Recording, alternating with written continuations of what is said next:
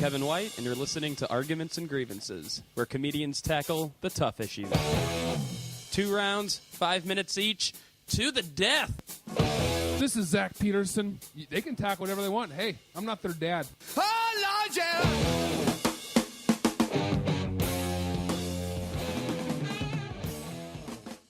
Welcome to the extra special, super duper second part of the Comedy Exposition 2014 episode. Enjoy this as much as I enjoy it. Kevin, who's on this debate? Oh, God. Do we need to stretch? No, I'm Do you good. need to sit up, I've told you, stretch? I'm exhausted. Fuck it, I'm going with it. On this episode, we've got Hunter S. Thompson versus Harry S. Truman. Who's debating that, you ask? Well, I'll tell you. 2 of my favorite people in the world who I met back in my hometown of St. Louis. We've got Aaron Brooks, who lives in Austin now, and Kevin O'Brien, who runs the Arguments and Grievances in Denver. Check that shit out. All right, and the other debate is Derek Sheen versus Aparna Nancherla. That's to be versus not to be. Derek has a record out on rooftopcomedy.com. And Aparna, well, she's been on Conan, and she's great. She's everywhere. She's on Twitter. Go find her there. There you go. Listen to the fucking episode now.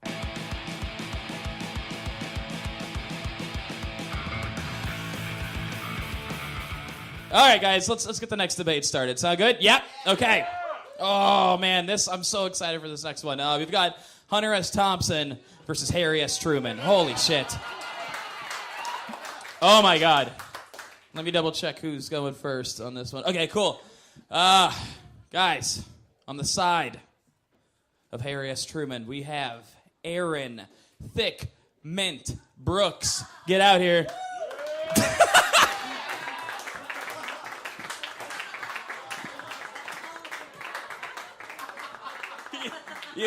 Yeah.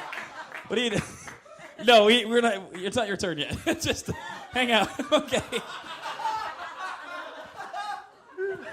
And on the side. Okay. This is such a freak show. And on the side.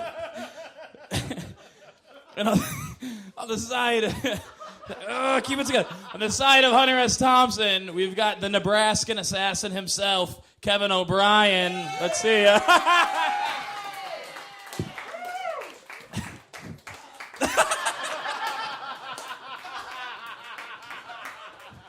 Far out, man. All right, going first on the side of Harry S. Truman, Aaron Brooks.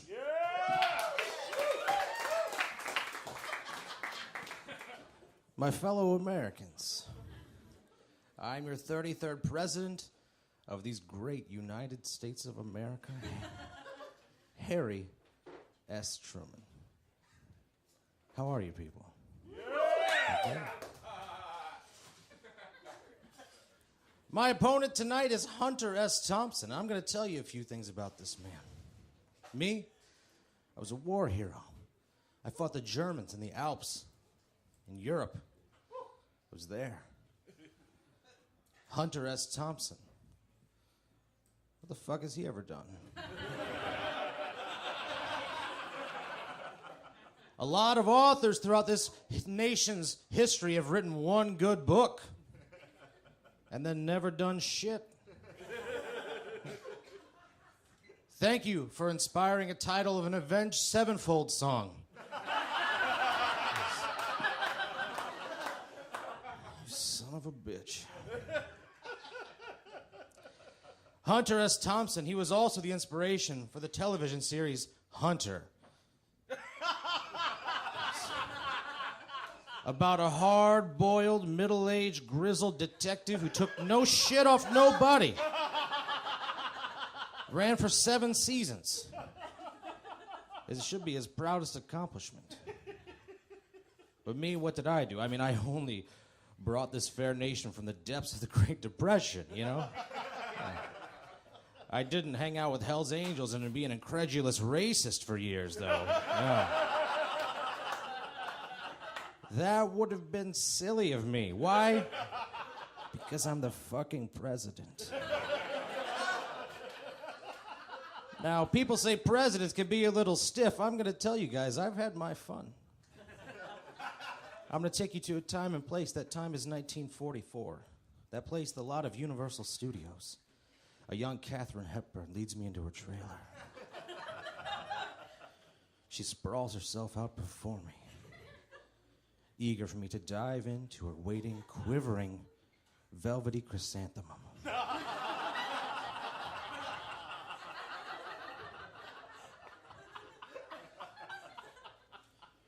She was wetter than Yakima, Washington in a spring monsoon.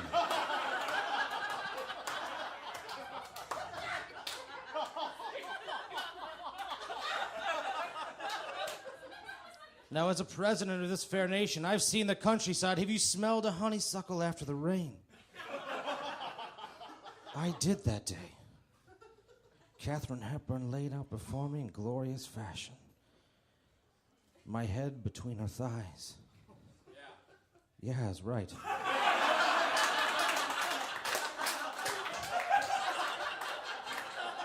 I hope you're a registered voter, sir.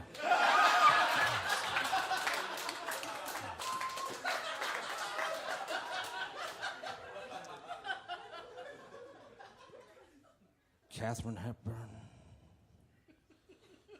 wide open, like the gates of the Hoover Dam, which I helped oversee that being built, by the way. Though it's a public works project, fully behind that. We created a lot of good jobs in a hard place in America in a time that needed it, because I pulled the people out of the Great Depression, but we already talked about that. There I am, 1944, in the lot of Universal Studios, a young Katharine Hepburn sprawled out before me like the night sky in Montana. A cool breeze came in through the window. I smelled the craft services trailer, just meats being roasted.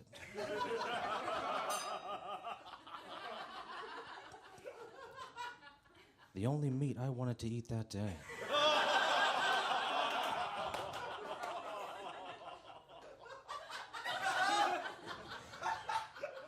Was my lovely Katharine Hepburn. There I knelt before her, her body quivering with anticipation. My jaw seized, locked, and loaded like the great guns of the West, which I had sent overseas to Germany to combat post-World War II insurgents. But once again, let's not talk about what I've done. Katharine Hepburn.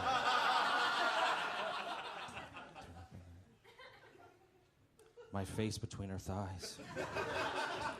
She looked at me and said, "What do you do next?" And I said to her, "Well, honey, guess who's coming to dinner?" Thank you so much.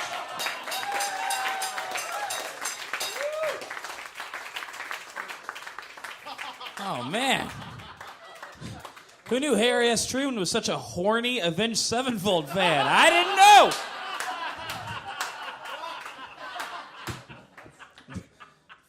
Thanks. Tell me later. All right, let's keep this thing going. On the side of Hunter S. Thompson, Kevin O'Brien. Thank you, folks. I am channeling the good Dr. Gonzo. Today I say channeling because I cannot do a Hunter S. Thompson impression without sounding like a Downsy Johnny Depp, I found out earlier today. Just a lot, here's backcountry. Did he have a head injury? What happened? Also, I'm dressed like this because I already owned 85% of the costume, so... Thanks to Hunter S. Thompson for giving all aging hipsters a wardrobe. It's like the Jay Leno. All right. I'm here to talk about Hunter Stockton Thompson, you guys. Hunter Stockton Thompson was one of the most colorful characters of the 20th century. When he first got his career started, he went embedded with the Hells Angels, hung with them for a year until he got the shit kicked out of him. As somebody who's been assaulted numerous times while performing stand-up comedy by bicycle gangs, I can tell you, it's a pretty badass dude. On the other hand, Harry S. Truman, he was so bland, the S stood for nothing. Literally. Look it up. No name, just a letter. And I think that's where his politics came from. Everybody loves Hunter S. Thompson, regardless of what your political affiliations are. He's got something for everybody. Guns, conservatives. Hating Nixon, liberals. Drugs, everybody. Everybody loves drugs and Hunter S. Thompson. Nobody liked Truman. Not a single person like Truman. In 1948, leading up to after the election, the Chicago Tribune printed the headline, "Dewey defeats Truman," and they later had to retract that headline. Unfortunately, the headline, "Truman defeats 200 sleeping Japanese," was not retracted.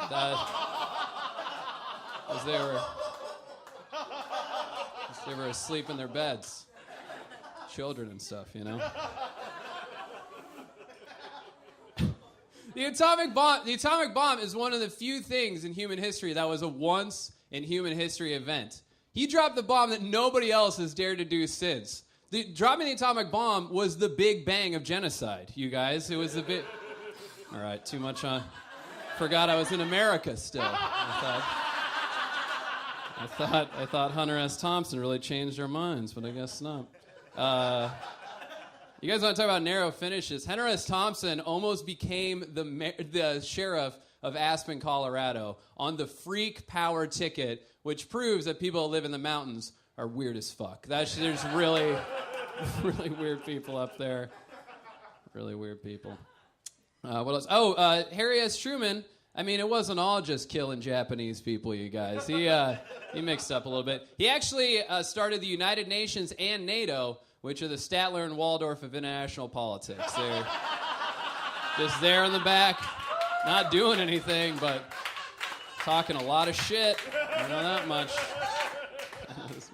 Also, we're talking about policy. Harry Truman put into the American political system. That was a terrible way to say words. The Truman Doctrine. If you guys are familiar with the Truman Doctrine, what the Truman Doctrine is that any country that felt like they were being threatened by communism, America immediately had their back, which went on to get America called the world's police. But here's the trick, you guys. We wouldn't go in unless we could get some money out of it, which makes America the world's bail bondsman. That's exactly what a bail bondsman does. It's not a cop at all. Hunter S. Thompson was cool, man. He didn't start working till 1 a.m. after spending the entire night drinking at a bar. He's exactly like all of your deadbeat dads. And how cool was your dad when you could go to the bar with him? Pretty damn cool. All right, that's my first round, you guys. Thank you.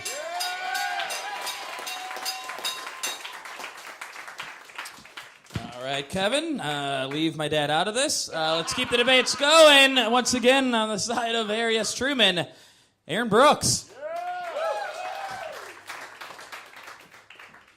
My fellow Americans. Excuse me. The S stands for something. My great-grandfather, his middle name was Sycamore, like a tree. A large tree you couldn't cut down, not with 1,000 axes.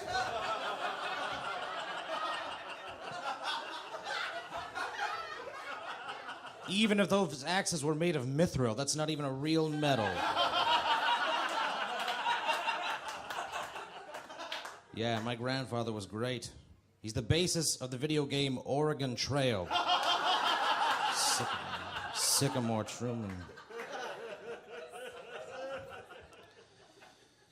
I'm really glad we're here, though. I'm glad to be here, because I want to tell you guys a story. Judy Garland.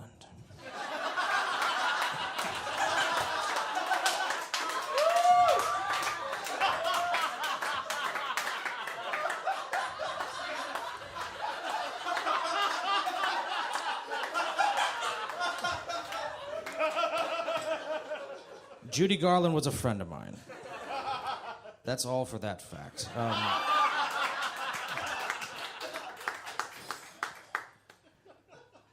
It used to be called the Round Office until Rita Hayworth. It was a cold winter day, 1946. Rita Hayworth sent me a telegram. It read, "Dear President Truman, I'd like to come see you today. Stop. I know your schedule is tight. Stop. And so am I.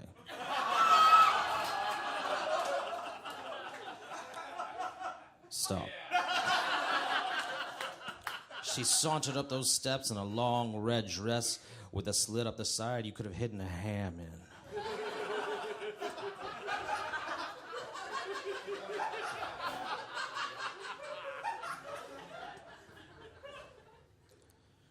She came into the round office, as it was known. This is a little fact, round office.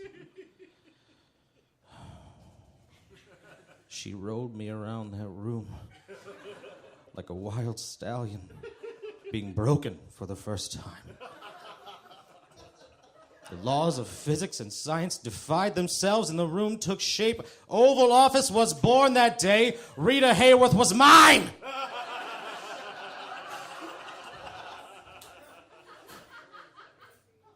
I'm not some square.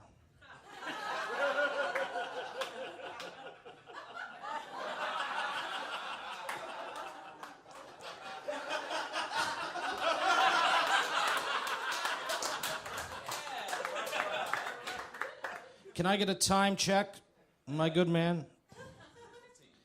All right. To prove to you guys I'm not a square, I want to do a song. Where's my MC at? MC? My MC. Ladies and gentlemen, my MC, a young Horatio Sands. I'm sorry for that. If Horatio Sands' mother had fucked the mother of Robert Smith from The Cure,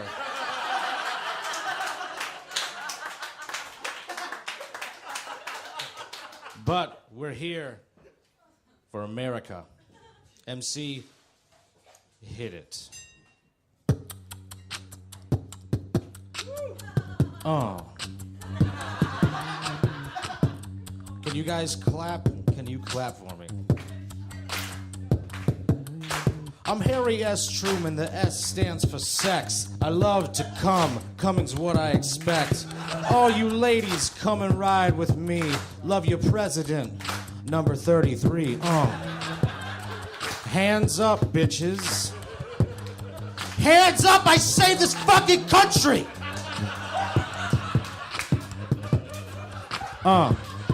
Yo, I'll give you a pardon if you take care of this hard-on. Uncle Sam wants you on his dong. Come get in the pants of the executive branch. I'm ready to fuck. This is the end of this song.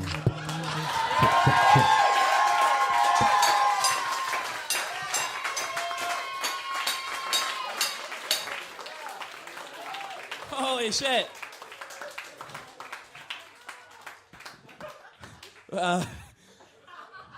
Harry S. Truman's the coolest.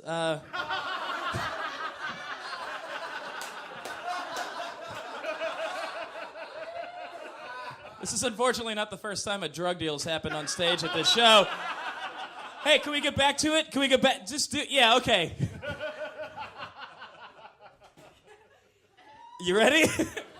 All right, he's got... Hey, guys, can we keep the erroneous cocaine use to the back of the room? All right, one last time on the side of Hunter S. Thompson. Let's hear it for Kevin O'Brien.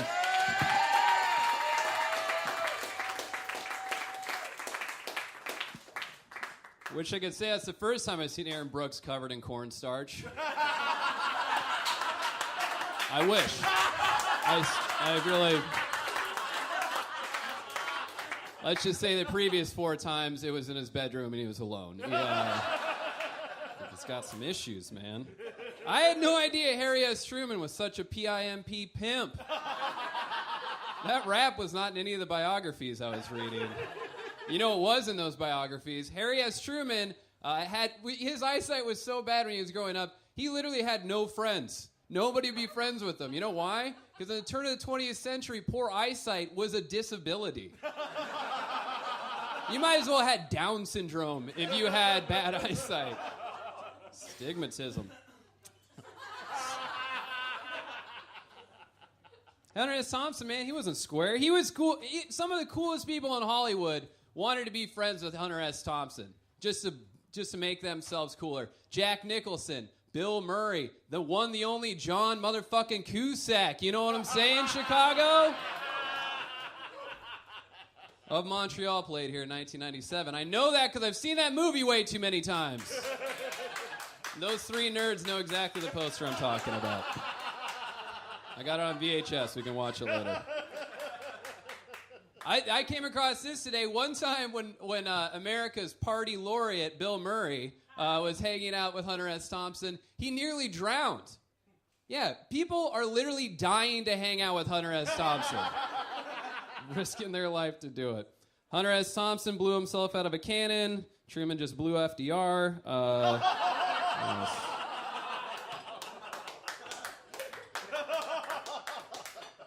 They're twilight years. What did Hunter S. Thompson do in his last years of his life? He lived up in the mountains, got drunk every day, shotguns, did whatever the fuck he wanted.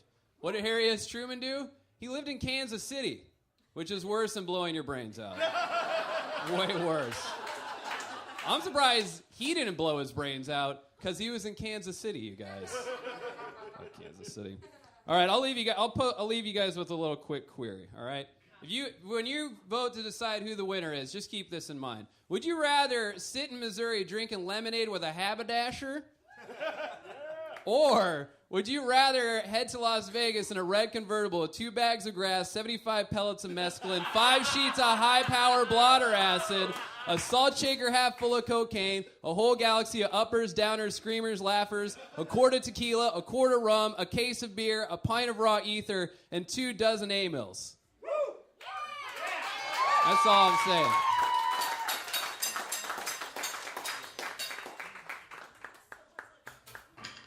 Sit down, get up here. It's time to vote, guys. Come on.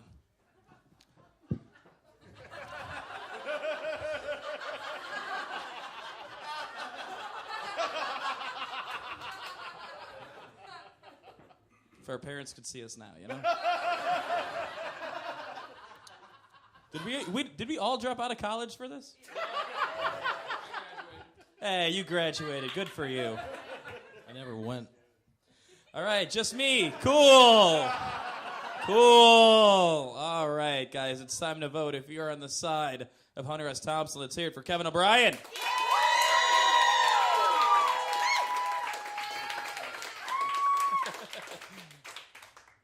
And if you're on the side of Harry S. Truman, let's hear it right now for Aaron Brooks.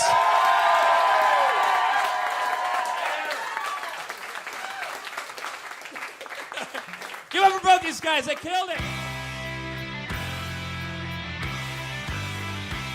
All right, I'm talking to Kevin O'Brien, who is on the side of Hunter S. Thompson. How do you think the debate went tonight, man? I got murdered. You got okay? Really? I got murdered. Yeah, but you should. Okay, most people when they do these things are like, oh, I put up a good fight. Both teams played hard.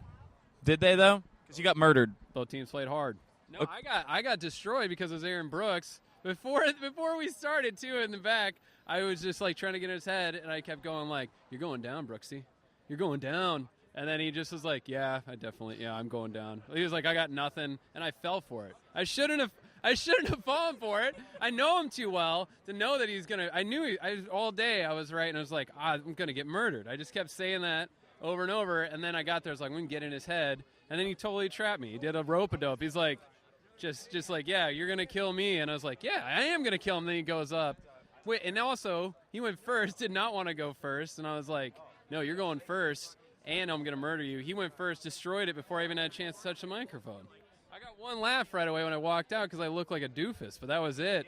It was game over. But then you kind of gave up pretty easily on your Hunter S. Thompson costume you're wearing. I made it clear from the get-go I was not impersonating Hunter S. Thompson. I was just channeling his look. Because I couldn't get the voice down all day. I was just like, oh, backcountry. And it just turned into like an old man. It went like Jimmy Stewart real quick. It was like, oh no, there's bats out in here. There's road. Oh, Claire. I took too much PCP. Now, you are from Denver. How's the scene in Denver? It's the best. Tell us a little bit about it real quick. Anybody? I bet a lot of... we have listeners from all over. You know what I mean? Best in the country. But we listen, we're based out of Chicago, so maybe I'm going to be asking everybody a little bit about where they're from. So, Best in the country. best scene in the country? Hands down. Comedy scene? Eat it, Chicago. No, just kidding. Best comedy scene? Best comedy scene, hands down. Anything else? It's the best. Kane Holland, Ben Roy, Andrew Orbital. Not talent. Bobby Crane. Not familiar. Clear, Mara Wiles, Kristen Rand, Troy Walker, Jim Hickox, Jordan Dahl. What else do you need? A lot more. There's a ton of other. Are there any girls? I just named two right there. Christy Buckley, Timmy Lastly, Jody Champion. We got ladies for days. Jody Champion And is a treat. Too, you know what I mean? Oh, wow. Hey, I you're only speak for one, but real positive there for for a minute. they fuck real good. Okay, I'm going to wrap this up. Is there anything you want to plug before you go? These Things Matter podcast available on iTunes, TheseThingsMatterPodcast.com. Also, Arguments and Grievances, Denver. Come to the show third Sunday of every month at the Vine Street Pub at 10 o'clock. I totally neglected to bring. I'm sorry. Yeah, there's another Arguments and Grievances. No, it should be. I totally wasn't thinking about that. You have a lot of experience, and you like really lost for how seasoned you are at Arguments and Grievances. You know what? I got murdered. Okay, I made it clear. How embarrassing for you. Both teams played hard. Kind of. Well, that wraps it up. yeah, that's fair. All right, thanks for doing the show, bud. High five.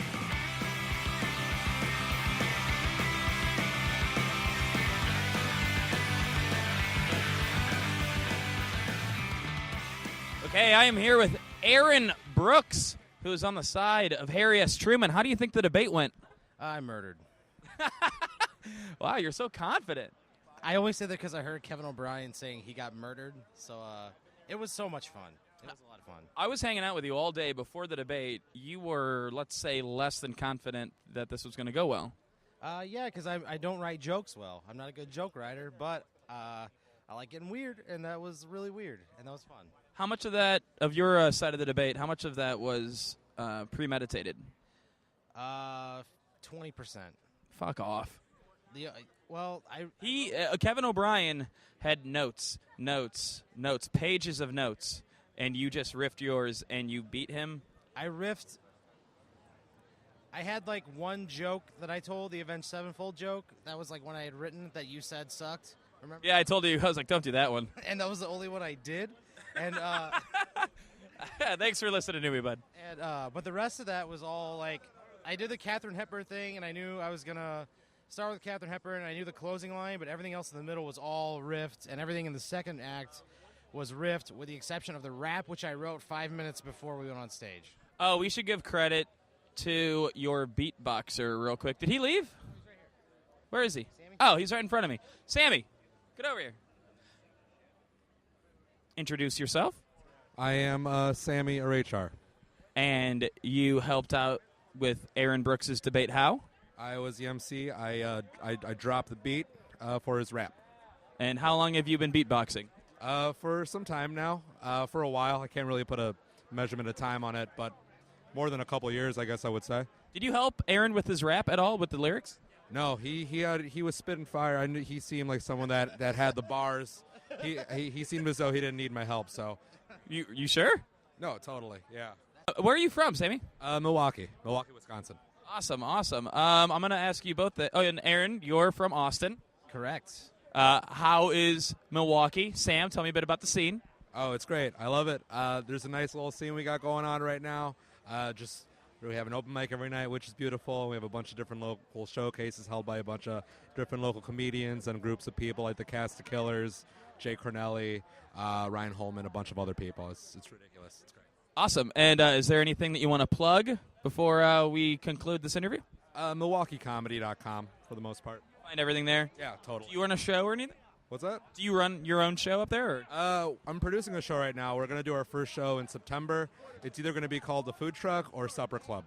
And the thing is, we're going to have a showcase at a place called Garibaldi up in Bayview. And at the end of the showcase, we're going to bring in a food truck, local food truck from somewhere. We're just going to have food at the venue. So awesome. Party. Yeah. So MilwaukeeComedy.com. MilwaukeeComedy.com. What about you personally, like a Twitter or anything? Oh, at Sammy or HR. Awesome. Thanks so much for helping out. Yeah, for sure. Totally. This is incredible. Yeah. This is a lot of fun. Aaron, tell us a little bit about Austin. It's wonderful. It's great. It's probably one of the 5-10 best scenes in the country right now. 5-10 best scenes? It's one of the top 10 scenes in the country. You went from 5 to 10. I mean, 5 or 10. I mean, I'm sure. Well, that's a pretty big. That's like double. Well, when you consider how many cities there are, there's Albany, Albuquerque, Arlington, other A's. There's a lot. Yeah, so it's one of the top 5 cities starting with an A. It's probably the number 1 comedy city with an A, starting with an A, I would say. Atlanta. I think it's probably better than Atlanta. Well, when Hey, who won his debate tonight, huh? Yeah, he didn't win. Gauntlet thrown down. All right. Good point, but I am going to bring that up to him. Please do. When John Michael Bond gets over here. All right, so I asked you a bit about Austin. Is there anything that you want to plug before you go? I have a podcast called Stay Wonderful. It's the official podcast of Cap City Comedy Club. Ooh. It's at staywonderful.podbean.com. And that's it. My Twitter is Funny Brooks. I'm there, too. Getting real sad online. Okay, well, thanks, both of you, for doing this. So excited you're in town. So nice to meet you up top. Oh, Brian, did you know that he made up almost this entire debate? Oh, really? You had all these notes. Yeah, I had some, you know. And he just, you had like a book in front of you full of notes, and he just did it on a whim and beat you. Yeah, I got murdered. I think I'm having a heart attack.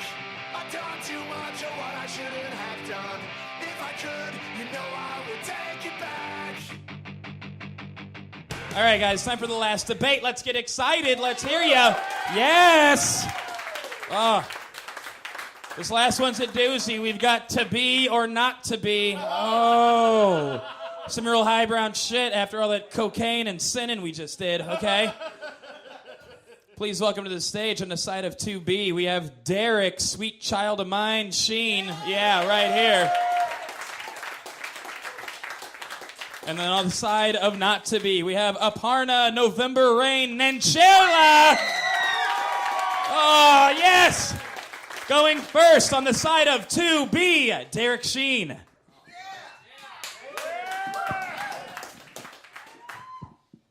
To be or not to be, that is the question. Shakespeare wrote that. He clearly had no idea what he was writing.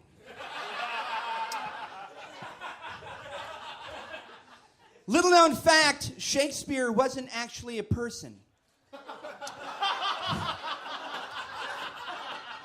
He was actually a them. Shakespeare was the name of a truly bold experiment at the time. I'm sure you've heard if you put 100 monkeys in a room with 100 typewriters, eventually they will write Shakespeare. Where do you think they came up with that? Shakespeare was the name of the top secret Renaissance era project to see if playwrights at the time could outsource their incredible workload and also put all of the monkeys to work. The monkeys that immigrated to England from Italy via stolen gondolas. Long story. To be. It's great to be. If there were any doubt, here are some things that make being so worth it. High-fiving a teammate. Salted caramel anything. Having a real dad.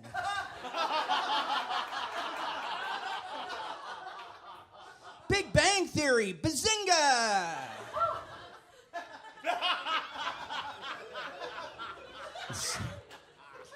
The smell of freshly cut grass. Autumn breezes blowing orange leaves down an empty street. Being inside of or having someone inside of you. Ghostbusters! Sweatpants! Or as I called them, swapants.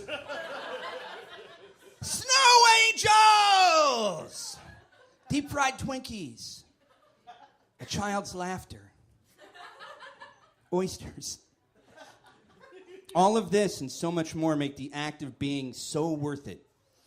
Even at its worst, existing can still be salvageable.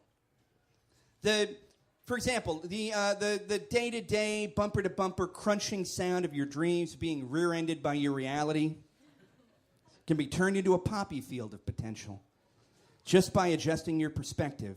For example, did you know that your tears are salty? Do you know what else is salty? French fries. Sometimes when I'm crying, I make believe my tears are French fries. And my sadness suddenly becomes a happy childhood memory of a trip to McDonald's when both my parents were still alive.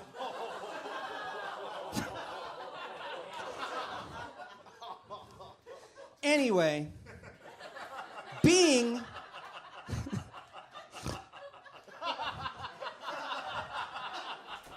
going to need to take a moment. Being is so much better than not being. Because if you weren't, how would you even know what it was like to be if you had never been being be?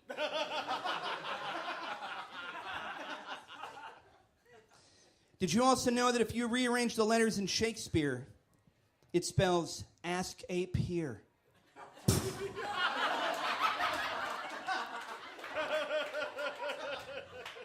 And I think if those monkeys were alive today, they would answer, to be.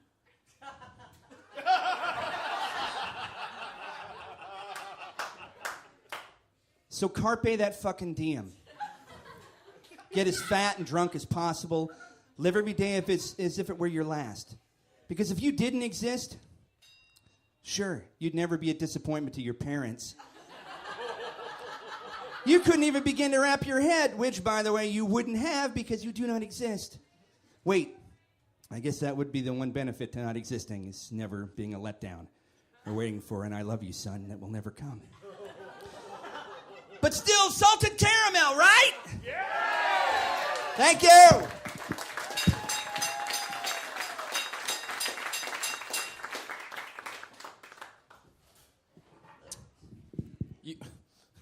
Did I hear you go, whoa? You right back there? Okay. Sorry, I shouldn't have said that into a microphone. I don't know why I just... Sometimes anything's... Okay, anyway, hey, guys! Give it up for Derek one more time, okay? Yes. Now, to rebuke on the side of not to be, Aparna Nancherla.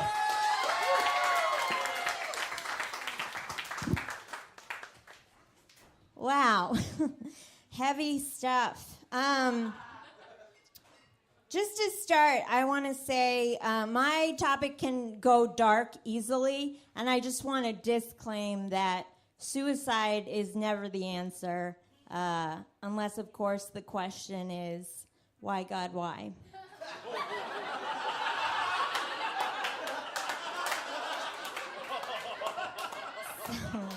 Just don't want to be responsible for any hasty decisions. Guys, not to be a buzzkill, but without not to be, I couldn't have started that sentence.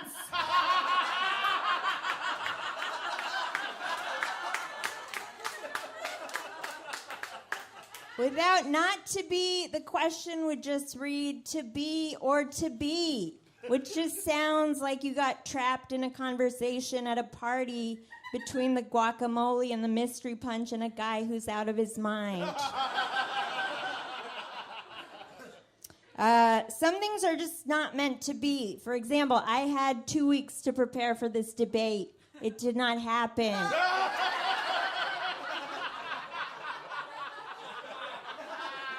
I decided I would work on it after I landed in Chicago to even start thinking about it. And by thinking about it, I mean I ate 2 slices of deep dish pizza and took a fever nap. But that's kind of the point, right? Like, not everything is meant to happen. Why is there an ambulance right now? I'd rather not be hearing that right now. Some things are not meant to be. Also, for some reason, I wrote down Maslow's hierarchy of needs. I don't know why I did that. But if anyone needs a refresher on that after the show, I transcribed it from Wikipedia.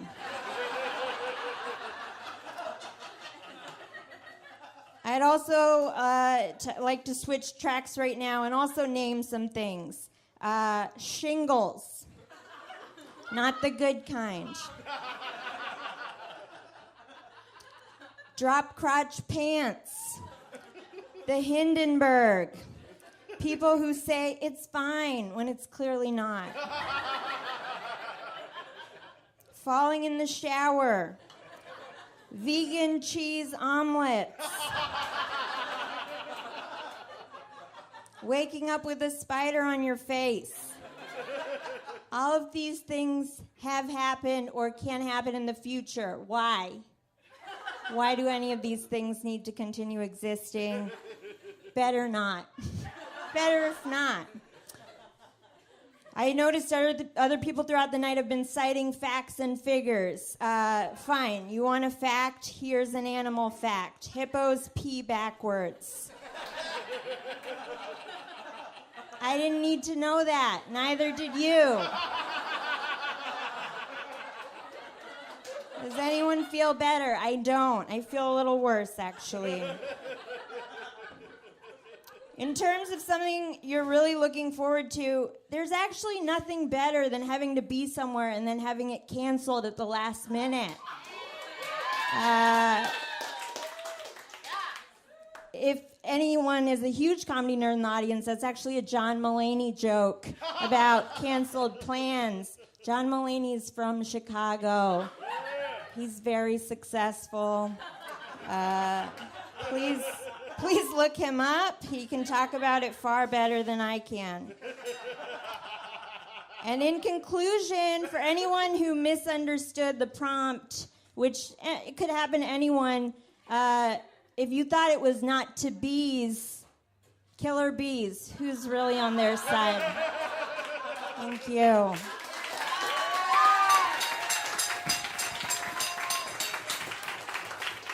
All right, yes. I don't need to say much more about that. Derek, you ready, man? All right, get back up here on the side of to be. Let's hear it for Derek Sheen.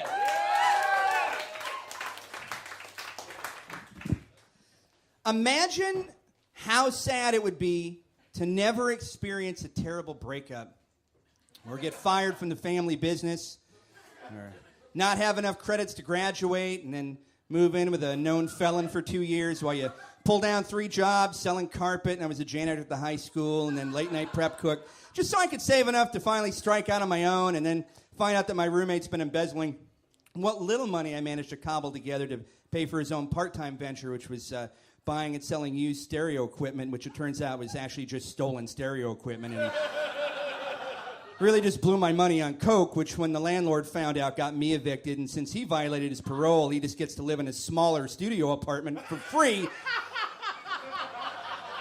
And then you try your luck squatting in an abandoned building infested with rats, which will eventually send you to the emergency room at 2 a.m. with 2 bites on your genitals. I'm not going to tell you why, but that required 3 stitches and a round of rabies and tetanus shots, only to find out that my parents had canceled me on their insurance. So that little trip to the hospital to tend to the vermin bites and my impossibly small baby dick just bankrupted me even further than I thought possible. Then this morning, I finally got to take a nap at the Minneapolis airport where my plane was stuck for 5 fucking hours. I had slept in 2 days. 10 minutes into my nap, a child yelled into my ear, "Wake up, mister, my candy hurts my mouth." And I was so mad and shocked that I told him to his 6-year-old face, "I hope you get leukemia. I hope you get all the leukemia." You know what? Fuck it. Life sucks, okay? And I would rather that things go better. But you know what the alternative is? Actually, the alternative would be fucking way better. Oh, my God. I would gladly dip my gun in frosting and hit the reset button if that were possible. But I can't afford a gun, and the laws are so strict here. God damn it.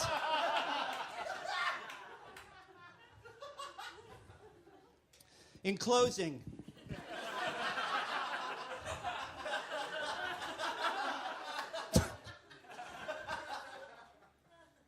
I don't know why my dad did this.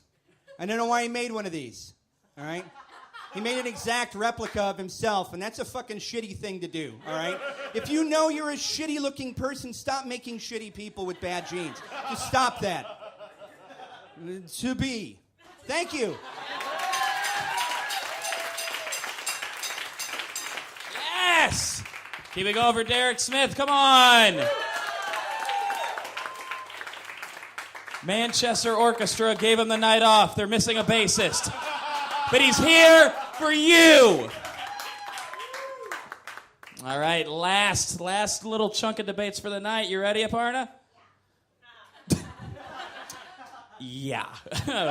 Holy shit. All right, let's just fucking wrap it up then. Aparna Nancherla, let's hear it.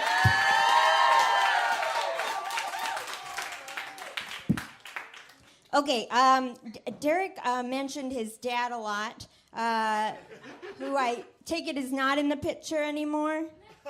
No. I know. No, it's hard to hear, but do you think if he was in the picture, Derek would have gone into comedy?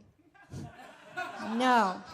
The question is no. The answer is no, and the question is no.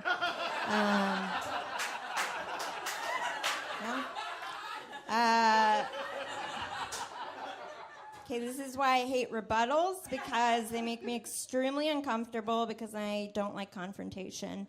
So I'm going to stick to my original talking points. Derek mentioned the Ghostbusters earlier, which is, yes, a great film. No one can argue against it. But what about all the movies that didn't get made that we just dodged a bullet on? And I'm only going to name one, because I only have two. Avatar 2, Tokyo Drift. No one needs to see that.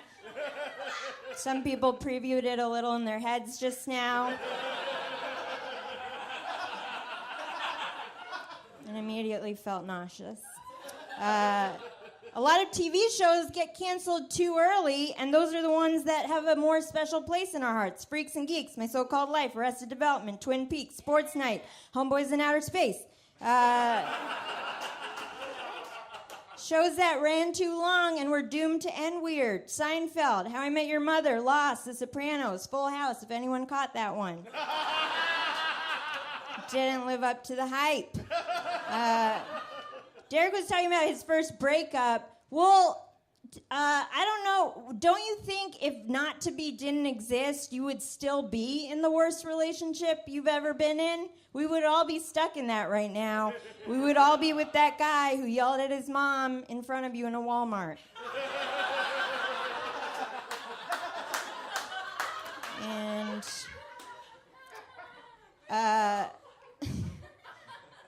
closing points. As much as we covet things that we don't attain, we want, okay, I would love to be the next James Earl Jones, but it's not going to happen for me. Because I'm not a respectable, accomplished African-American gentleman with an awe-inspiring voice. But I would rather daydream about that and practice saying Bell Atlantic Yellow Pages in front of the mirror than remember that I was voted sweetest in my second grade class, because who cares? You know?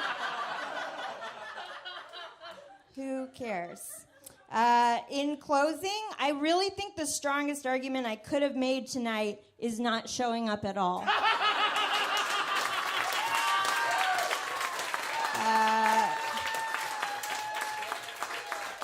But I did, and I have to live with that. Thank you.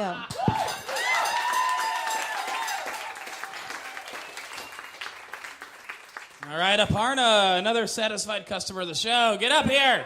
Both of you get up here. It's time to vote. So begrudging. I need to rate for this show. All right, guys. Ladies and gentlemen, if you're on the side of 2B, let's hear it for Derek Sheen right now.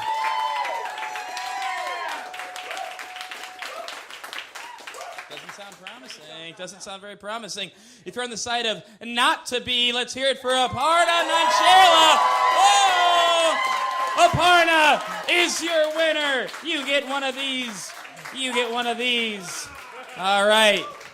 Now get off this stage. Guys, did we have a good time tonight?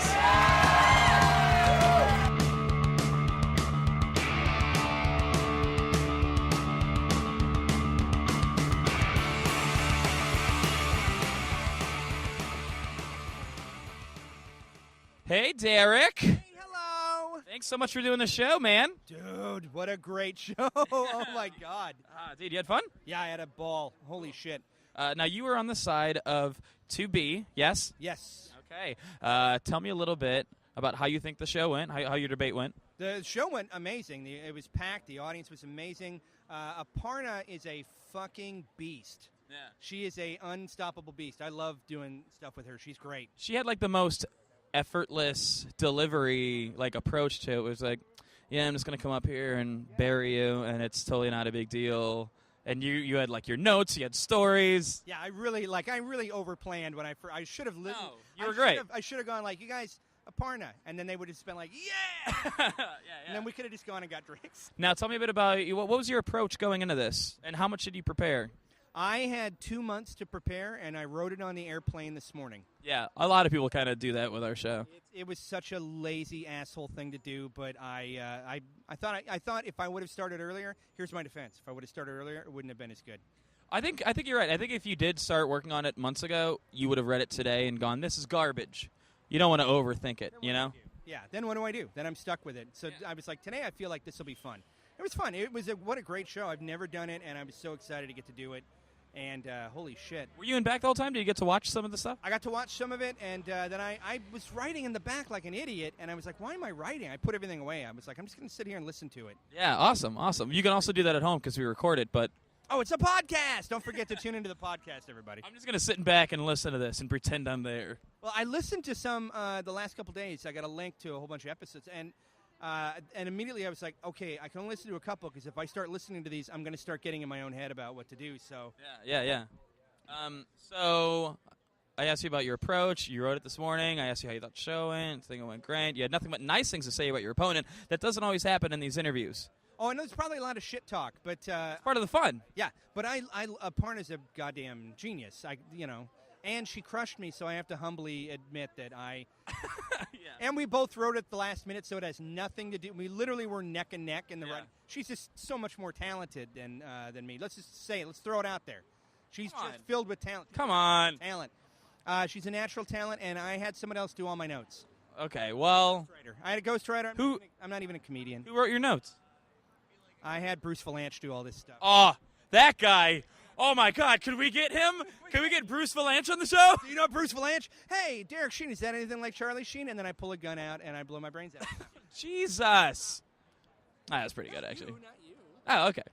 Well, let me see. Normally at this point in the interview, I ask you, is there anything that you would like to plug before you go? Yeah, go check me out. What's your Twitter? It's at Derek Sheen. At Derek Sheen? At Derek Sheen, or you can go to DerekTime.com. DerekTime.com. It's your website? Okay, awesome. Website or Rooftop. I'm all over Rooftop. My album's on there and stuff. Oh, what's the name of your album? Holy Drivel. Is that on iTunes also? And Yes, it is. all right, awesome. So go to iTunes. I'm literally so nervous. I don't know. The show's over, man. We're just talking, and I'm shoving a microphone in your face. I know. That's the timing. Let me get that. Let me get all of it. All right. Are the levels good? So go to iTunes. Check out. I mean, you're already listening to Arguments and Grievances, but the second this is done, listen to Holy Drivel. Yeah, go listen to Holy Drivel. See that segue, dude? I'm so fucking smooth. It's like I've done this No, before you for are, sure. man. Thanks for doing the show. Oh, thank you. Oh, we got it. Okay, somebody's here. Somebody's looking. That's what I yell when I come. Oh, that's Thanks for doing the show. That's my safety word. All right, high five me. Yes. Thank you.